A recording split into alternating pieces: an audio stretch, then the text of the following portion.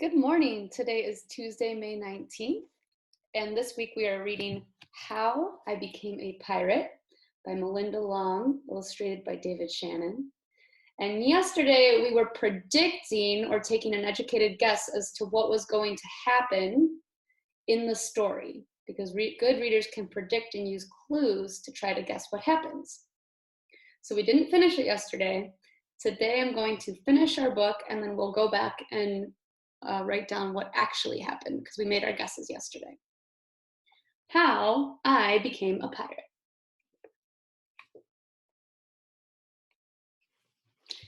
Pirates have green teeth, when they have any teeth at all. I know about pirates because one day, when I was at the beach building a sandcastle and minding my own business, a pirate ship sailed into view.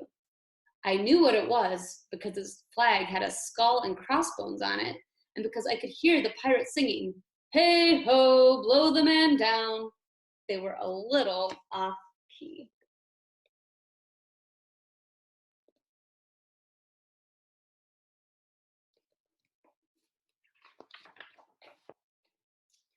When they landed, the head pirate climbed out of the boat and yelled, "Ahoy there, matey, be this the Spanish Main?" "No," I said, "this is North Beach." "Shiver me timbers," the pirate said, "we must have taken a wrong turn at Bora Bora."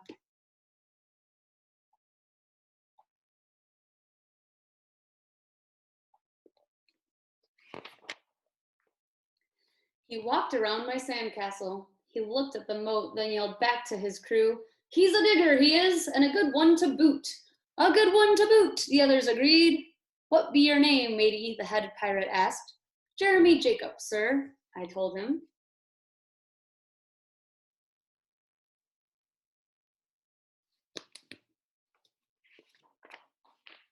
"Well, Jeremy Jacob," he said, "you're looking a Braid Beard and his crew. We've been needing a digger like yourself.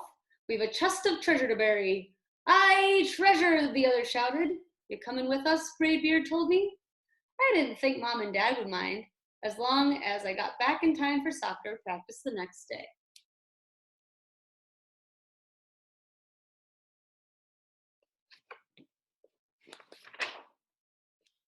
That's how I became a pirate.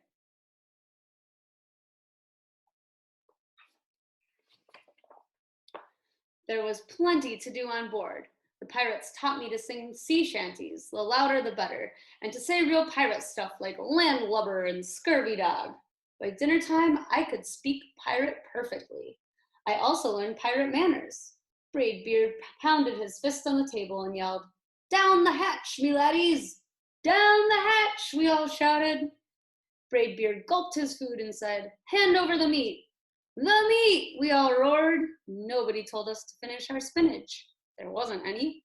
Or to chew up our carrots. They weren't allowed on board. We talked with our mouths full, and nobody said please or thank you.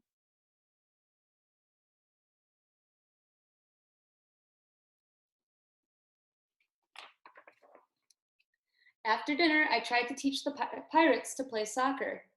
Braidbeard kicked the ball and yelled, "Arg, soccer! Arg, soccer!" the crew yelled. Then everybody dove for the ball at once, and it rolled right off the deck. "After it, me hearties," Braidbeard commanded.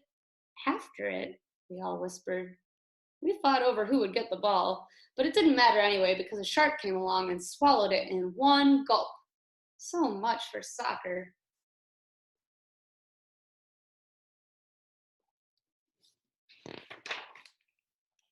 By now it was past my bedtime, but nobody tells pirates to go to bed, to take a bath, or to brush their teeth. Maybe that's why their teeth are green. Pirates sleep with one eye open, just in case, and they don't change to pajamas unless they want to. Pirates don't do anything they don't want to, except for maybe swabbing the deck. I wanted to be a pirate forever.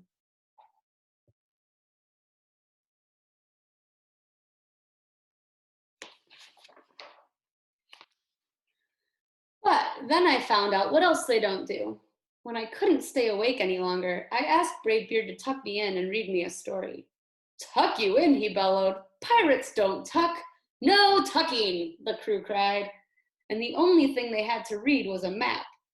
Don't you have any books? I asked. Braidbeard looked confused. Books? I didn't even bother to ask about a goodnight kiss.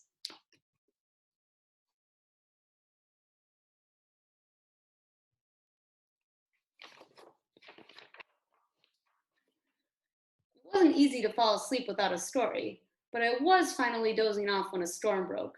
Thunder boomed and lightning flashed. I tried to hide under the covers as waves slammed up against the ship, but I kept falling out of my hammock. I couldn't find anyone in the cabin. They were all on deck. Lower the sails, Braidbeard shouted. Batten down the hatches.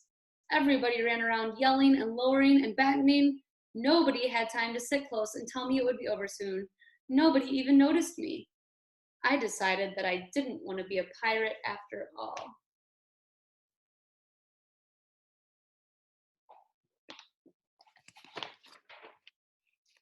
Just then, flash, crash, crack. Lightning hit the mast and split it right down the middle. What do we do now? Yelled one of the pirates. We'll have to turn back, called another. But the treasure, hollered Braidbeard. Where will we bury the treasure? I stepped forward. Maybe I can help, I shouted over the wind. I think I know the perfect digging spot.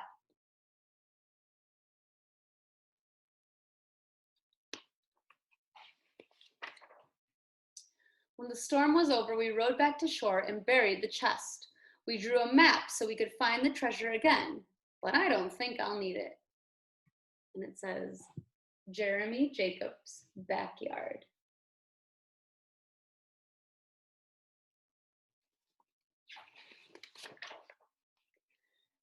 After that, the pirates repaired the ship and got ready to set sail.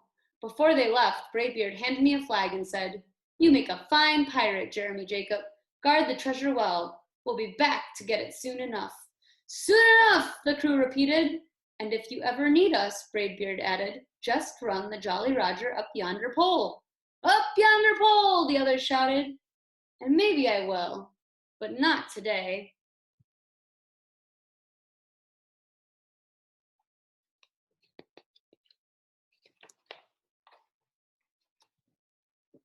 I have soccer practice.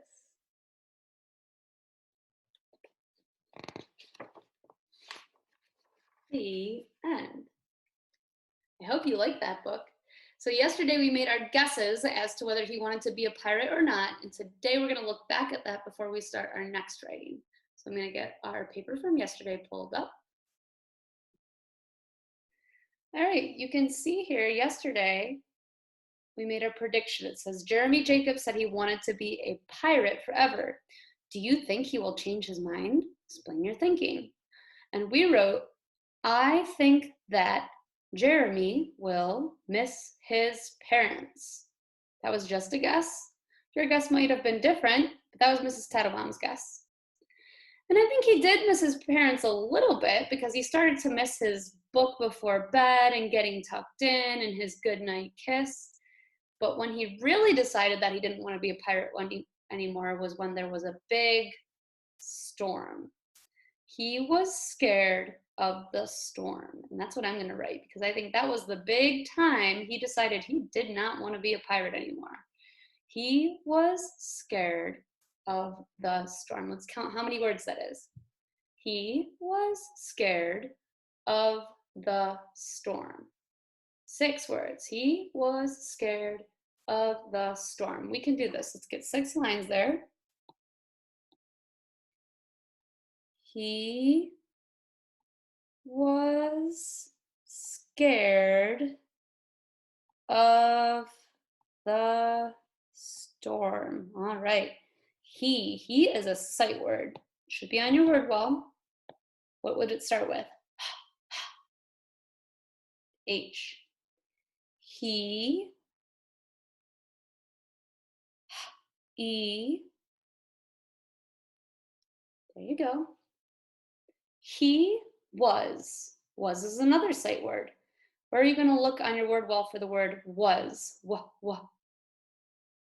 W. Use that word wall to help you. He was scared. Sk. It's a blend. I hear a S and a C. Scared. Scared. That's not exactly how you spell scared, but those are the sounds that I hear. He was scared of, it's a sight word. Look on your word ball if you need help. He was scared of the, we should know how to spell the, that's a big one. T-H-E.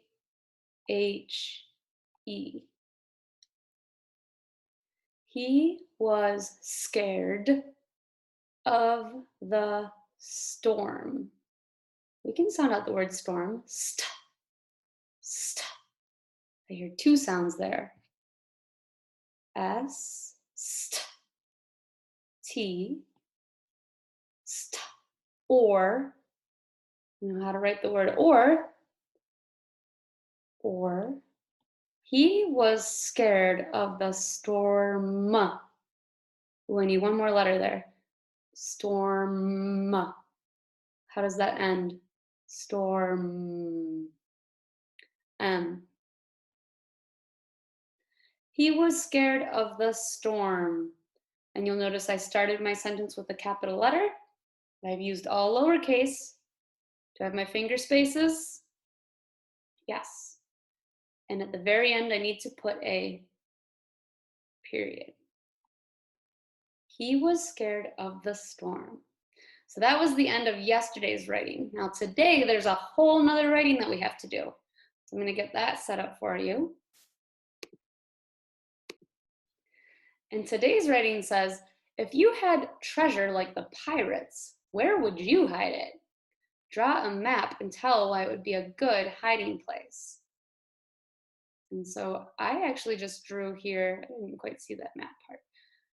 I drew the treasure under my dog's bed because I would hide it under my dog's bed. So I'm gonna write that. I would, well, we know how to write I would. You know what, I already skipped some parts. We need to put down some lines first, don't we? I would, so let's get lines ready. I would hide it. Let's start the sentence out there. I would hide it. That's 4 words. I would hide it. I'm gonna write that first. We all know that word. I would. Would is a sight word. It starts with a W. You can also find it right here. I would, W, O, U, L, D. I would hide, starts with a H, hide, D, because it makes the long I sound, I need a sneaky E. I would hide it, I, T, and that's another sight word. I would hide it, I said, under my dog's bed. I would hide it under my dog's bed. Under my dog's bed. Looks like I have 4 more words. Under my dog's bed. I would hide it under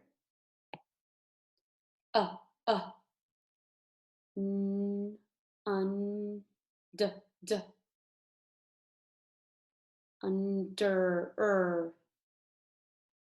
I would hide it under my is a sight word, starts with a Y. And I know I'm going fast because you should be writing your own sentence. You can do it with me if you want, but then you need to write your own sentence about where you would hide your treasure. I would hide it under my dog's dog. You should be able to spell that word. Dogs, apostrophe S. I would hide it under my dog's bed. D.